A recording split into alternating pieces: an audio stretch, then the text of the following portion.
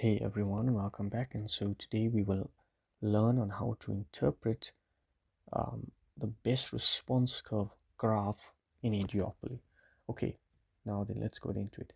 So notice the prices for firm A is on this side. Okay, it's on your left side, and below that is the prices for firm B.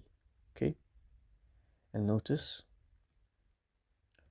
this is our response curve for firm A. Just want to go over that. And of course, this is firm B, right? Now then, let's get into it. So firstly, if it says firm A, the moment we start, it says if firm, which firm thinks, you're going to trace upon that firm's response curve. So in this case, it says firm A, so we're going to trace on firm A. And it says firm A thinks that firm B will set a price of 280. So of 200. So I'm going to trace across firm A, and I'm going to stop here. Okay, because firm B set a price of 200. At that point, if you were to trace across, okay, it will directly give you 300. However, it says firm A's best response is 280. That's false because our best response is actually 300 for firm A. So we can rule that out immediately. Okay.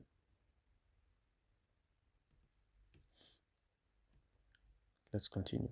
So if firm B, so now we're working with firm B, okay? This response curve here. Now then,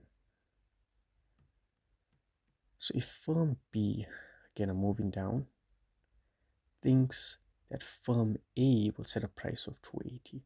At 280, we stop in around here. Okay, so if I trace across, that's 280, that's firm A. And it says that firm B's best response will be 180, but that's false because if we go down, the best price for firm B to set would be in between. So immediately we can rule B out. All right. So let's have a look at C. It says again firm B. So we're moving again on firm B, and it says that firm B thinks that firm A is going to set a price of 180. So I go down. Look, I'm at 180. All right, at 180, the best response for B is going to be 150. But here it says 200, so again, false.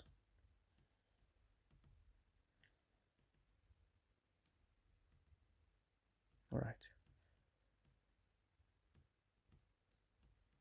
So now then, it says a Bertrand equilibrium exists where firm B sets a price of 150. Okay, that's 150. And firm A sets a price of 280. 280 is here. Let's trace that across. Is that correct? No. Why? Because the two response curves do not intersect. There's no intersection. So this is out. And then of course, without a doubt, we are left with the final answer, which is E. So let's have a look if E is actually correct. Does E actually make sense?